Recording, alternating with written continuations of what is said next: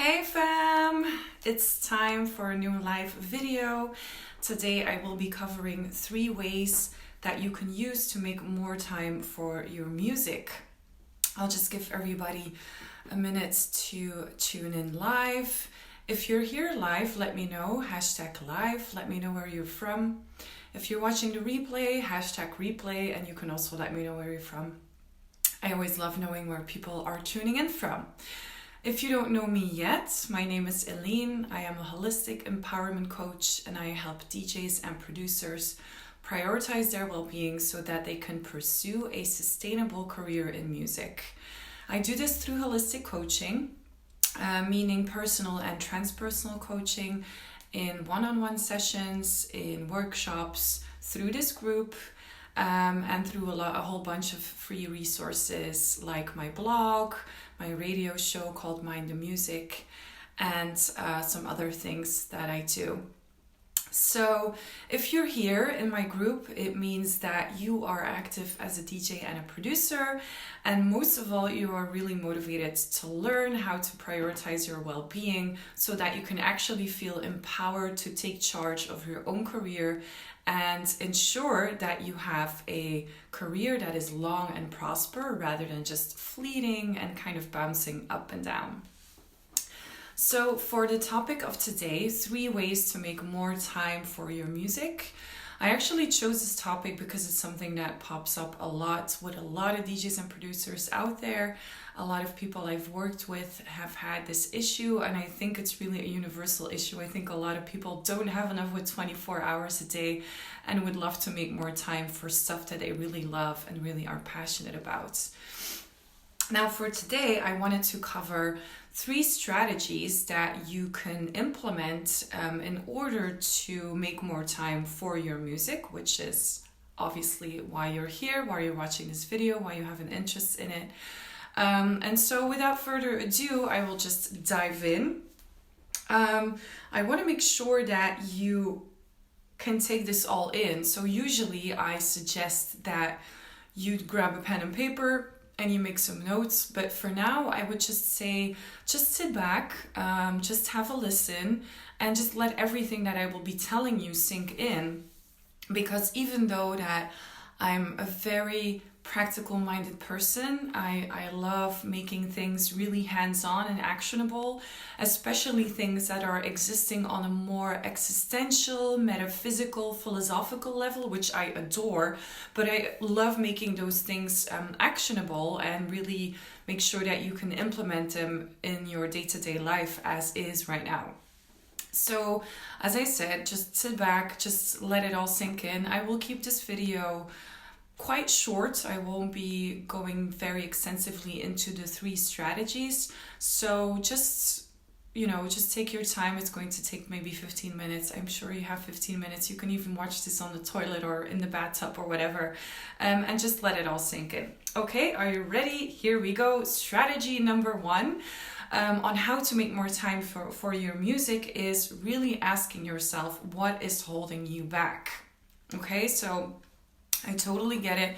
We have loads of things going on in our lives. Everybody does. There are a lot of areas in your life that, are intertwined and that influence each other, which is also how my personal and transpersonal coaching ties in, because personal coaching looks at all of the processes that are happening within you, all of the decisions that you make and that are tied in with your values, your feelings, and your thoughts, and how you can turn that around for the better, and how to make more conscious choices for yourself and your DJ career, for example.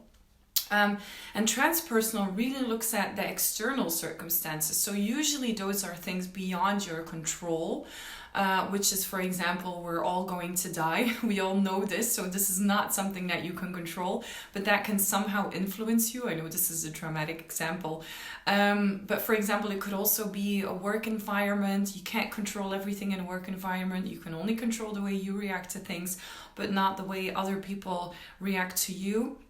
So that could be a factor.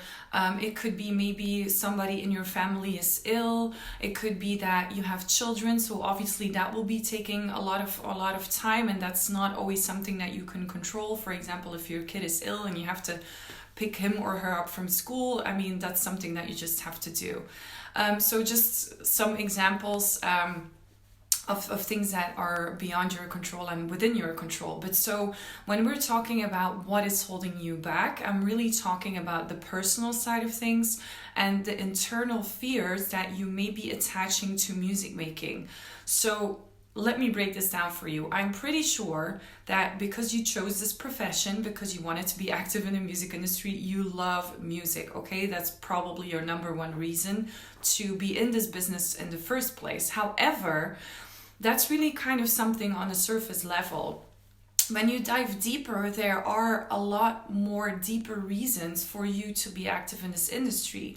This also ties in with a lot more fears and anxiety on a deeper level and on an unconscious level. So you're not always realizing that you're holding yourself back. So I want you to ask yourself, if you don't have enough time for your music, is there anything that's holding you back? Maybe it's fear of failure. Maybe it's anxiety that what you will be doing is not going to be good enough. Maybe you're just thinking, you're putting a lot of pressure on yourself because you're thinking, I have a limited amount of time and I really need to make this work within the limited time frame I have. Maybe it's because you're comparing yourself to others and it's really blocking you for really getting back to your music and cranking out your own stuff. Maybe you're blocked creatively because of something that is going on internally in your mind. Maybe you have a lack mindset. Maybe you always think you don't have enough time, but you're actually not spending your time in the right places, which is a really important one. So just really think about these things, like what is holding you back on an internal and personal level, not just looking at the things that influence you from the outside, okay? So what is holding you back? Think about it. You may want to, write that down at some point just to have it all together in one place, because usually when you go through fears, you will go through loops of fears, which are what I call worry flurries. And those are things that keep you in a vicious cycle of thinking the same thoughts all over and over again. And usually these are like 4 to 8 thoughts that exist in the same loop.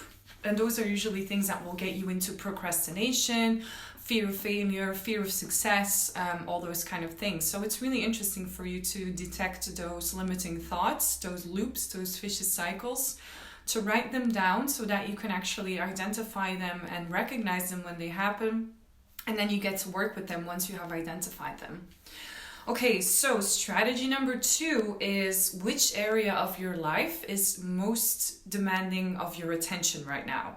Okay, so I already covered that a little bit in the first strategy. So you want to look at all of the different life areas that you as a person hold very dear and that are asking most of your attention and focus and energy. Okay, so this will look differently for different people, and this will also kind of shift over time. Okay, so at one point your family will be more important, and at another point maybe it will be your physical health, your mental health, your the psychology side of things, and other times it could be that your friendships are more important, your social life, your career. It really kind of varies, but all of those areas of your life are intertwined. So if you've never mapped this out before, then I highly recommend that you map this out. And I actually have a really nice and easy and very colorful template that you can use for that. I will drop it in the comments below. It's called the Life Areas Exercise, and it's really like a nice exercise that allows you to get really creative and to map out all of your life areas in whichever shape or form you want to map them out. I'm giving a lot of suggestions in the exercise. It's called, kind of a workable fun sheet. Just have fun with it. But it's really good for you to look at which areas of your life are demanding most of your attention, because then you can kind of look there if there's anything that maybe you can delegate to somebody else, or more importantly, maybe there are things that you need to stop doing in certain areas of your life so that you can free up more time for the music area of your life. Because again, as I said, I am a holistic coach for a reason. I'm looking at everything that is going on. I'm looking at the person as a whole. I am not just going to look at your music and the frequency of which you're cranking out new beats or playing DJ sets. I'm not going to look at your technical skills or your talent in between brackets. That's not really a word I like to use. But anyway, I'm not looking at that. I'm really looking at all of the things that are influencing you also from an outsider point of view. And you will want to map those out. You will want to map out your life areas. Okay? Now, for the third strategy, so the first one was what is holding you back? The second one was which life areas are demanding most of your attention. And the third one is why are you in music in the first place? Again, I already touched upon this a little bit in the first strategy. Most of you will probably say I'm into the music industry because I love music so much. It's for the love of music. It's for the passion of music that I have. And yeah, sure. I mean, that's kind of pretty obvious. You wouldn't be dedicating so much of your time and feelings and energy and focus and attention and doubts and anxieties if you really weren't passionate about it. So that's really super obvious. And I'm not saying this to mock you. I'm just saying that that's just a surface level kind of reason to do something. I mean, it's an obvious reason. The thing what I want to know is that what is your deeper motivation for doing this? What values are you supporting with being active in music? Is it, for example, some examples of values, of deeper values, very much basic needed values for you as a human being, the way you are at this moment in time, could be maybe you're just looking for creativity and a way to express yourself. Maybe you're looking for freedom, to do whatever you feel like you want to do in a way that is not something that you could do, for example, in other areas of your life. Maybe you are trying to find out who you are and you're kind of playing around with identities, and music can be a great way to discover that, working with different avatars and whatnot. Maybe you are really longing for a deeper connection with more people, which is something that as a DJ and producer, when you get in front of a public, you instantly have this opportunity to have unity with the people that are coming to you and coming to listening to your set. So it could be that you are looking for a sense of belonging, maybe a sense of belonging from the wider music industry community, not just your fan base. Maybe you're doing this because, you're not, in general, as a person, feeling like very social or outgoing, and this is kind of a way for you to, step out of your comfort zone and get out there and meet new people. These are just really just a few examples of underlying values, but I really want you to think about why. For example, when people say, I'm doing it for the money. Let's just use that as an example. You're never really doing it for the money, because the question is, what do you want to use that money for? And then you will get to the deeper underlying values. For example, I want to support my family. I want to have more freedom. I want to be able to travel, etc. Okay? So I really want you to look at why are you in music in the first place, and for example, maybe also look at, what was that story like when you first got started, and is that story still the same or has it changed? If so, how has it changed? Is it still as important to you? If not, then that's totally okay. And then you know that maybe you don't want to spend more time on music and just maybe on something else. Okay, so